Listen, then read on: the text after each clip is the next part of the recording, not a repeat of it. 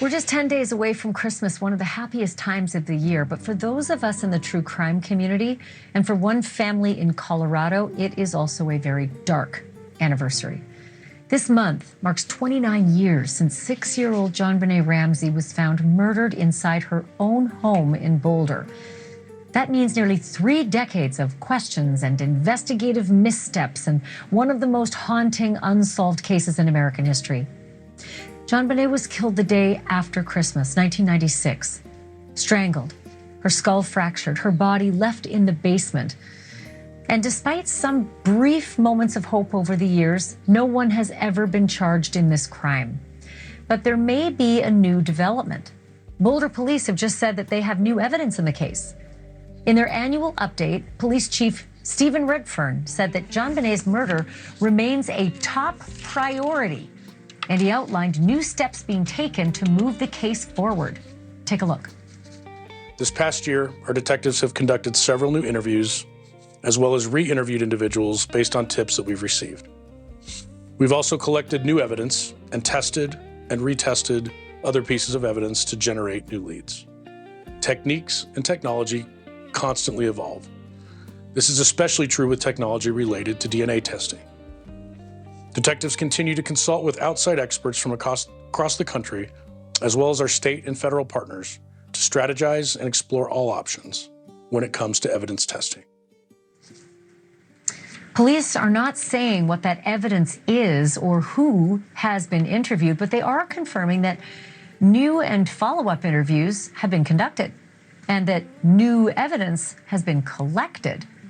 They also say that older evidence has been retested using advances in DNA technology with help from state, federal, and outside experts. I'll get to that in a moment, outside experts.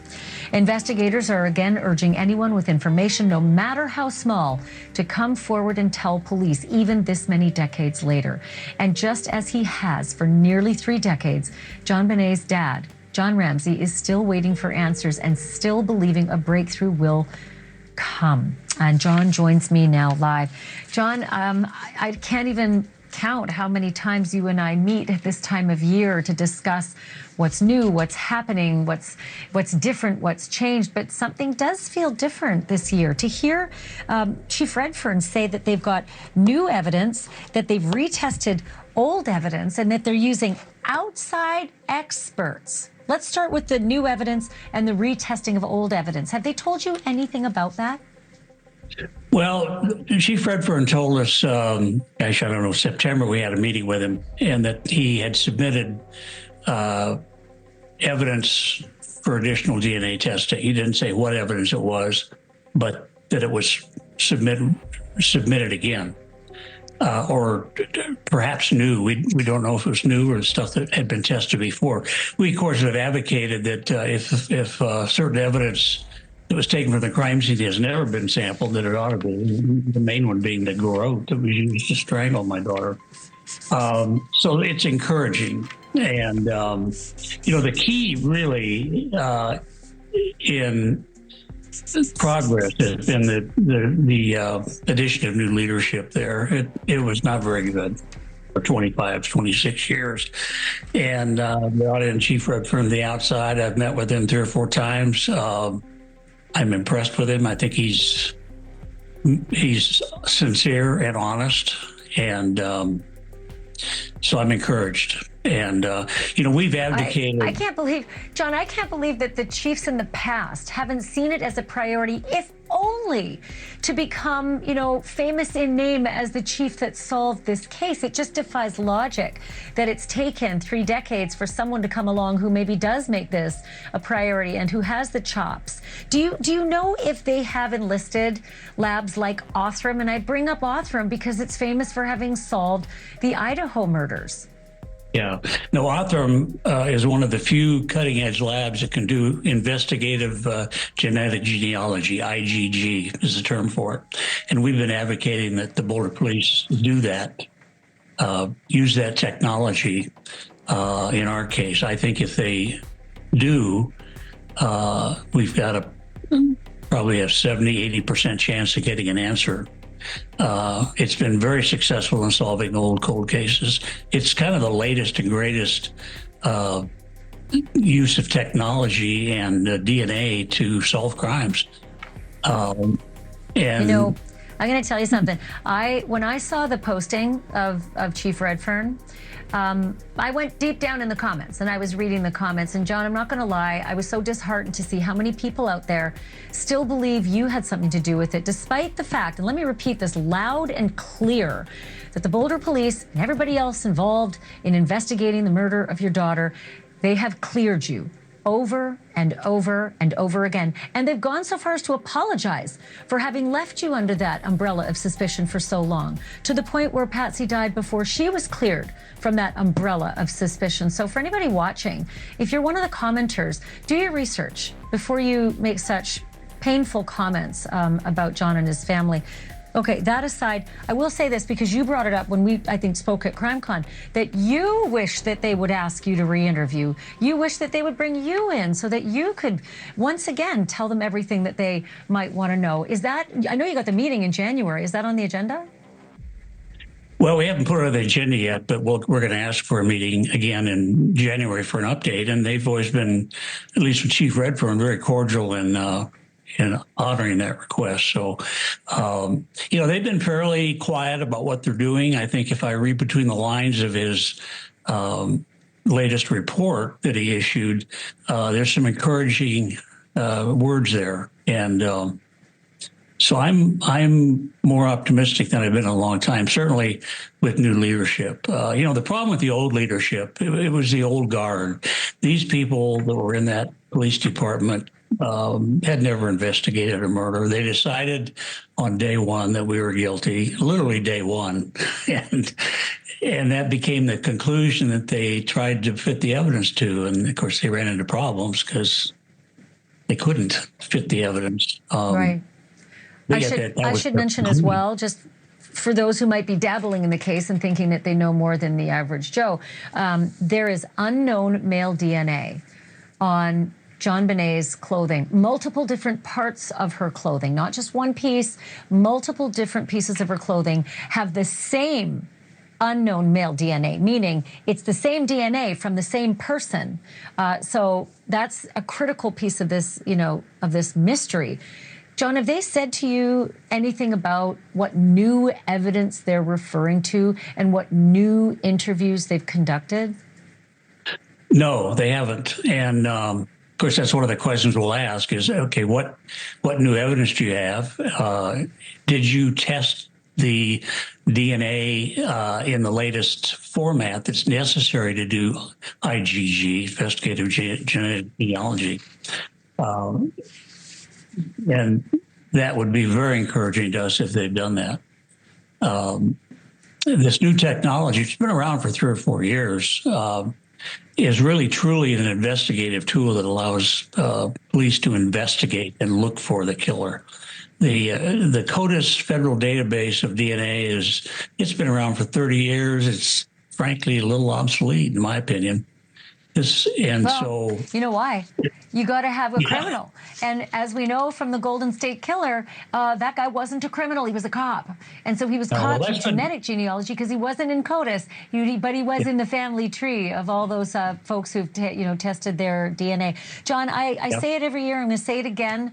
I pray for you. I pray for you and Jan that you will get resolution. You will get justice, and I'm feeling that it's, getting closer, especially with the positive vibes you're getting from the Boulder Police. Let's just put our hands together and pray together that you finally get this answer in 2026. Well, thank you, Ashley. I'm very optimistic at this point. I really am. I'm glad to hear that in your voice because it's been a long 29 years. John, thank you for this, and Merry Christmas to you and your family. Well, thank you. Merry Christmas to you, Ashley. Thank you. The morning that shattered reality. A deep examination of December 26, 1996. In the chaotic early hours of December 26, 1996, the timeline leading up to the 911 call is a sequence riddled with inconsistencies and gaps. We are forced to rely entirely on the fragmented memories of 2 people thrust instantly from sleep into unimaginable trauma. We've circled this timeline for months, but one moment keeps resurfacing. Not because it's extraordinary, but because its documentation reshapes everything we thought we knew about that morning. Theme 1. The fracture between sleep and awakening. When we consider the moments immediately preceding discovery, we're confronted with a household existing in two incompatible states simultaneously. On one level, there's the veneer of normalcy, parents preparing for a family trip, morning routines unfolding as they always had, the familiar rhythm of an upper-middle-class family beginning what should have been a joyful day. Yet beneath this surface, something had already shattered irreparably during the night, creating a dissonance so profound that the human mind struggles to reconcile the two realities coexisting within the same physical space. The logical sequence demands our attention first. John rises before the alarm, possibly as early as 5:25 a.m., engaging in his habitual morning preparation. Patsy hears the shower running, a detail both mundane and oddly significant in its ordinariness. These are the sounds of a household functioning normally, the acoustic backdrop of routine. Yet we must pause here and examine what this normalcy means in the context of what had allegedly already occurred. If an intruder had indeed penetrated the home's defenses during the night, written a lengthy ransom note, removed a child from her bedroom, and carried out unspeakable actions in the basement, how did these violent intrusions leave no auditory footprint in a house where the simple sound of running water carried clearly from one floor to another? The physiological reality of human sleep patterns compounds this puzzle. Adults, particularly parents of young children, exist in a state of heightened alertness even during rest. The human nervous system, shaped by millennia of evolutionary pressure, remains sensitive to unusual sounds, changes in air pressure, the opening of doors, footsteps on stairs. John and Patsy's emphatic insistence that they heard nothing throughout the night isn't merely a statement about their personal experience. It's a physiological claim about the complete absence of disturbance in an environment where sound demonstrably travels. This creates our first impossible reconciliation. Either the intrusion occurred with such supernatural stealth that it violated basic principles of physical acoustics, or the household was not in fact penetrated by an external threat during the sleeping hours. From a psychological perspective, the human need to maintain the illusion of security becomes paramount when examining these early moments. The family's bedtime narrative, children tucked in safely, doors presumably locked, the household settling into peaceful rest, represents more than just a chronological accounting. It embodies the fundamental psychological contract we make with our homes, that these structures provide sanctuary, that the darkness outside cannot penetrate the light within. When Patsy descended that spiral staircase, she was still operating within this framework of assumed safety. Her initial thought that the note might be from the cleaning lady, though seemingly absurd in retrospect, actually reveals the mind's desperate attempt to fit an anomalous discovery into a non-threatening context. The brain, confronted with information that doesn't match its security template, will grasp at benign explanations before accepting the unacceptable. The philosophical dimension of this moment reaches toward profound questions about the nature of knowledge and certainty. How do we know what we know? John and Patsy's certainty about the peaceful night rests on the absence of memory. They remember nothing unusual, therefore nothing unusual occurred. Yet this reasoning contains a fatal flaw. It assumes that all significant events generate conscious awareness and subsequent memory. In truth, the absence of memory proves only the absence of conscious processing, not the absence of events themselves. This gap between reality and awareness becomes the chasm through which truth disappears, replaced by the competing narratives of fragmented recollection and forensic contradiction. The anthropological lens reveals how deeply the American ideal of home security shapes this narrative. In late 20th century America, particularly in affluent neighborhoods, the home represented an inviolable fortress. Advanced security systems, neighborhood watch programs, and the general social contract of suburban safety created an environment where violent intrusion seemed statistically impossible. The Ramseys lived in this bubble of assumed protection, and their psychological response to the morning's discoveries reflects this cultural conditioning. The immediate leap to kidnapping for ransom rather than home invasion tells us something crucial about their mental framework. They could more easily believe in an organized criminal conspiracy than accept that their fortress had been breached by chaos. From a forensic criminology standpoint, the first moments of discovery establish patterns that would plague the investigation for decades. The immediate contamination of the scene begins not with friends arriving later that morning, but with the frantic movements of parents thrust into crisis.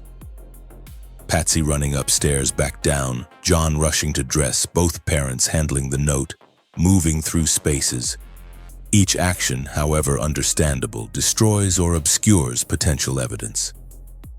The investigative failure originates not with law enforcement's later mishandling, but with the fundamental impossibility of preserving a crime scene when those discovering it are simultaneously victims, witnesses, and potential suspects operating in a state of profound psychological trauma.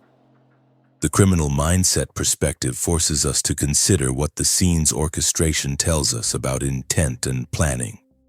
If we accept the ransom note as authentic, we must believe in a perpetrator who composed a lengthy, detailed document while inside the home, taking enormous risk for minimal tactical advantage. Yet if we view the note as staging, we confront a mind capable of extraordinary self-control under pressure, someone who could construct an elaborate false narrative while their world collapsed around them. This duality haunts every moment of the early timeline.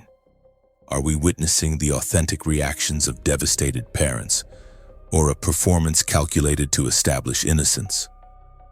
The answer shapes everything that follows, yet the evidence for either interpretation remains maddeningly incomplete. The transition from sleep to waking that morning represents more than a simple change in consciousness. It marks the boundary between two entirely different universes. In one universe, a family prepared for a Christmas vacation, unaware that tragedy had already consumed their daughter. In the other, that tragedy was either already discovered or already known. The gulf between these realities cannot be bridged by any amount of investigation or analysis, leaving us suspended in permanent uncertainty about those crucial hours before dawn. Theme 2: The paralysis of contradictory evidence. The pineapple discovery represents one of the most psychologically revealing contradictions in the entire case.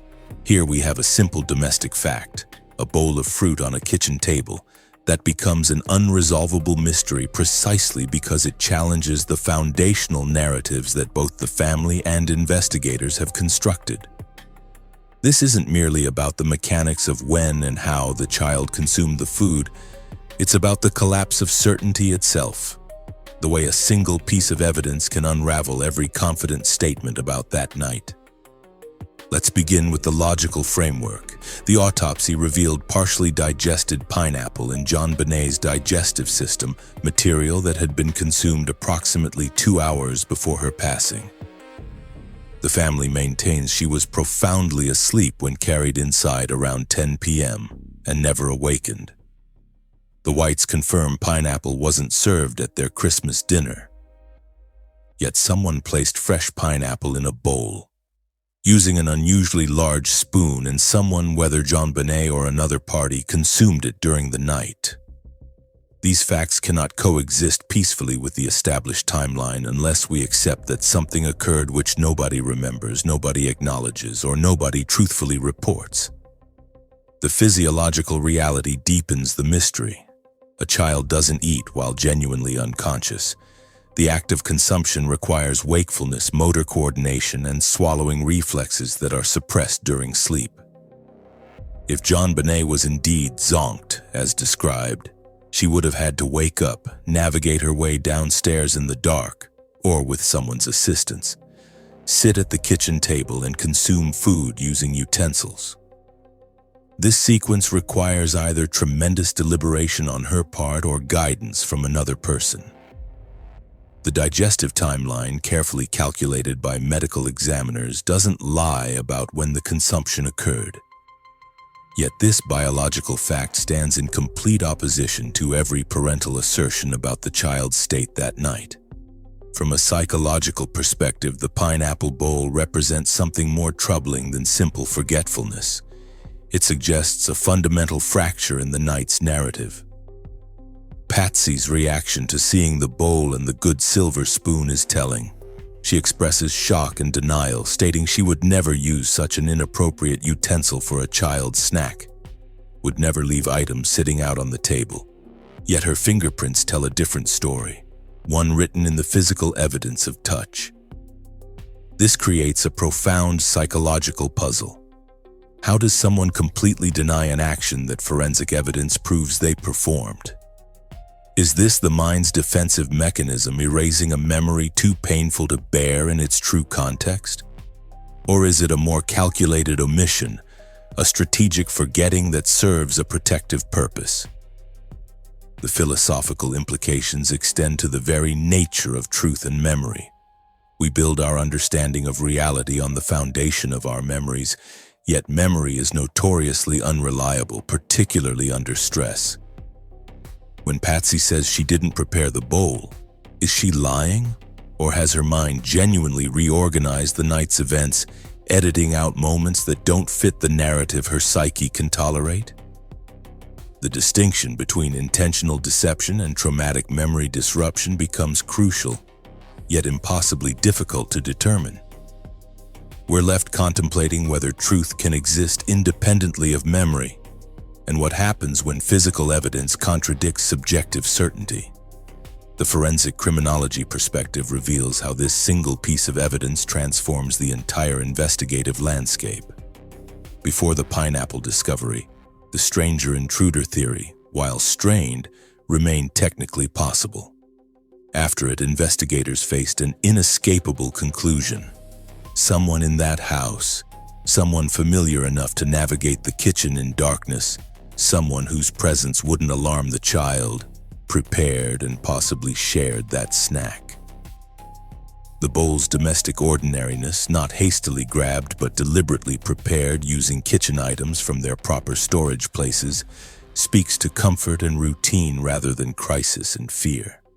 This domestic intimacy fundamentally alters the crime's character, shifting it from external invasion to internal catastrophe. The anthropological reading examines how food preparation and consumption patterns reveal family dynamics and power structures.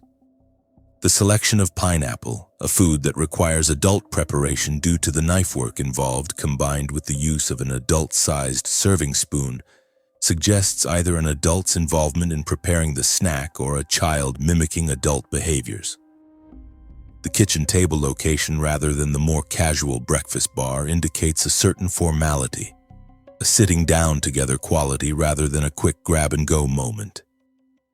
These details paint a picture of unhurried normalcy, of a domestic scene that contradicts every element of the crisis narrative. The criminal mindset analysis forces us to confront uncomfortable possibilities. If the pineapple consumption occurred innocently as a simple late-night snack, why the emphatic denial? What purpose does this denial serve unless the truth of that moment, who was present, what was said, what followed, connects directly to the tragedy that unfolded? Alternatively, if the snack represents staging designed to suggest an intruder's presence, it backfired catastrophically by introducing evidence of family involvement. The bizarre specificity of using good silver and leaving the bowl on the table rather than cleaning up suggests either genuine absent-mindedness or a staging so poorly conceived it undermines its own purpose. Neither explanation provides comfort. The transition this evidence creates in the investigative narrative cannot be overstated. What began as a kidnapping transforms into something else entirely, a domestic tragedy wrapped in elaborate misdirection, or a family's incomplete and traumatized memory of a night when normalcy and horror somehow coexisted in the same physical space. The pineapple bowl sits there in crime scene photographs, ordinary and terrible, a silent witness to events that nobody living will fully acknowledge. Theme 3. The architecture of denial and discovery. The question of the house's security and the subsequent searches reveals perhaps the most psychologically complex dimension of the entire case, the ways in which physical space, memory, and investigation intersect to create a narrative that satisfies nobody. We're examining not just whether doors were locked or windows secured, but what these physical facts reveal about awareness, intent, and the profound human capacity for selective perception under traumatic pressure. The logical contradictions begin with the most basic question: was the house secure when the family retired for the night? John and Patsy both believed, or claimed to believe, that doors were locked and windows fastened. This represents the normal expectation of responsible homeowners, particularly those with young children. Yet the physical evidence contradicts this certainty at multiple points. The butler door stood open when friends arrived that morning. Windows were discovered unlocked. The garage's interior access remained unsecured by habit. These aren't minor discrepancies. They represent fundamental breaches in the home's defensive perimeter, gaps large enough for an intruder to exploit or for doubt to permanently establish itself. The physiological and psychological dimensions of this security question are profound. When we lock our doors at night, we're not merely engaging a mechanical device. We're performing a ritual of safety, a gesture that allows our nervous systems to relax into sleep. The belief that one has secured the home creates a physiological state different from the knowledge that one has left it vulnerable. If John and Patsy truly believed their home was secure, their bodies would have settled into the deep rest that belief permits. Yet this brings us back to the earlier question: how did no unusual sounds penetrate their awareness?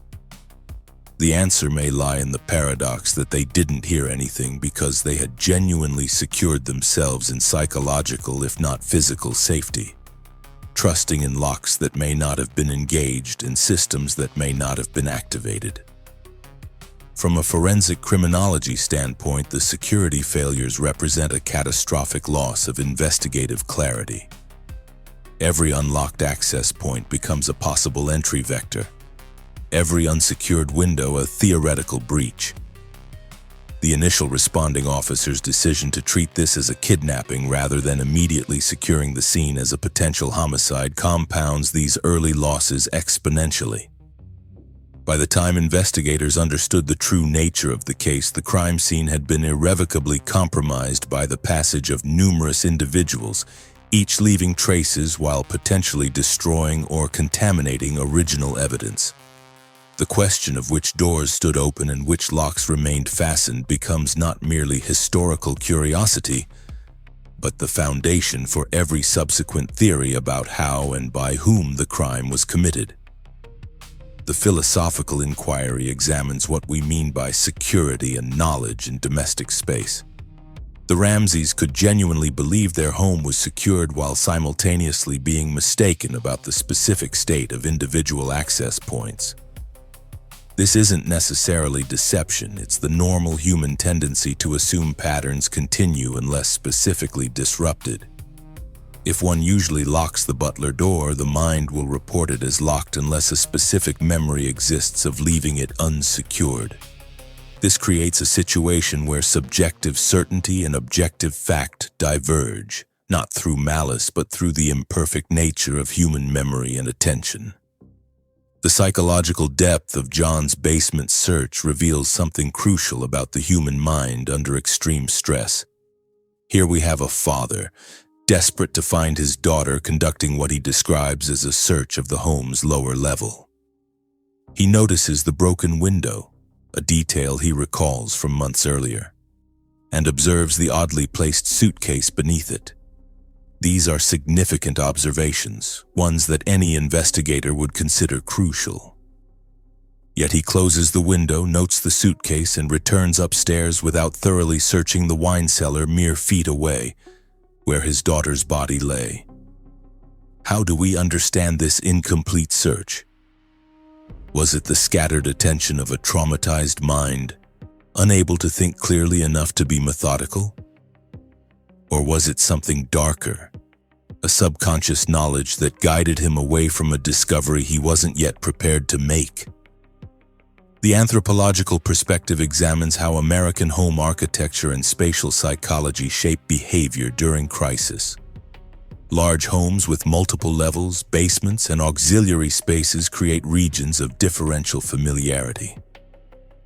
The wine cellar represented rarely used space, psychologically distant from the living areas where the family's daily life unfolded. In crisis, people gravitate toward familiar territory, avoiding dark and seldom visited zones unless specifically directed there. John's incomplete search may reflect this natural human tendency to remain in psychologically comfortable territory, even when logic demands venturing into the unknown. The criminal mindset analysis forces us to confront the most disturbing possibility, that the incomplete nature of the early search wasn't an accident, but a calculated delay.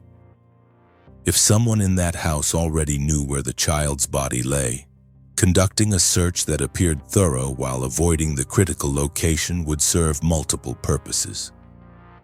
It would establish a timeline of ignorance, demonstrate active effort to locate the missing child, and delay the inevitable discovery until circumstances better suited whatever narrative was being constructed. The problem with this interpretation is that it requires attributing extraordinary psychological control to individuals who, by all appearances, were experiencing genuine trauma and shock. Yet we cannot ignore that the search pattern, comprehensive enough to appear legitimate, incomplete enough to miss the crucial discovery, serves the interests of deliberate delay almost perfectly. The timing of the second search, the one that finally located the body around 1 p.m., adds another layer of troubling questions. By this point, hours had passed since the initial 911 call. The house had filled with friends, police had established a command presence, and the theoretical kidnapping scenario had begun to unravel under the weight of its own improbabilities. When detectives asked John and Fleet White to conduct another search, they went directly to the basement and almost immediately located the body in the wine cellar. The contrast between the morning's incomplete search and the afternoon's instant discovery is stark. What changed? Had John's mental state clarified enough to think more systematically? Or had the pressure of police presence and mounting questions made further delay untenable? The moment of discovery itself, John's scream, his immediate action to remove the tape and carry the body upstairs, represents another cascade of evidence contamination, yet one that seems psychologically inevitable. What parent confronting their child's body would preserve crime scene integrity over the desperate human need to hold, to comfort, to somehow reverse the irreversible? Yet this understandable human action destroyed critical evidence about the body's positioning, the tape's application, and countless other details that might have clarified the crime's nature and sequence. As we step back from these three interwoven themes, we're left with a morning that defies singular interpretation. The progression from sleep to discovery, from normalcy to nightmare, contains too many contradictions to resolve cleanly. We have parents who heard nothing yet whose home was potentially invaded. We have a child who supposedly never awakened yet consumed food requiring wakefulness. We have a house claimed as secure yet found with multiple access points unsecured. We have searches that miss what subsequent searches immediately find. Each contradiction opens multiple interpretative paths, and none of them lead to comfortable destinations. We can view these inconsistencies as the natural result of traumatized memory, the mind's defense mechanisms preventing complete recollection of events too terrible to fully process. We can interpret them as evidence of deliberate deception, carefully calibrated omissions designed to deflect suspicion while maintaining plausible deniability. We can see them as the compound effects of early investigative failures where poor documentation and inadequate questioning allowed gaps to persist that better police work might have closed. The truth likely exists somewhere in the uncomfortable space between these interpretations, a mixture of genuine trauma, protective memory editing, investigative failure, and the inherent impossibility of perfectly reconstructing any past event, particularly one experienced under conditions of extreme stress. What remains clear is that the morning of December 26, 1996, represents not a single timeline but a collision of competing timelines, each supported by some evidence and contradicted by others. The pineapple bowl remains on that kitchen table in our imaginations, physical proof that something happened which nobody fully accounts for.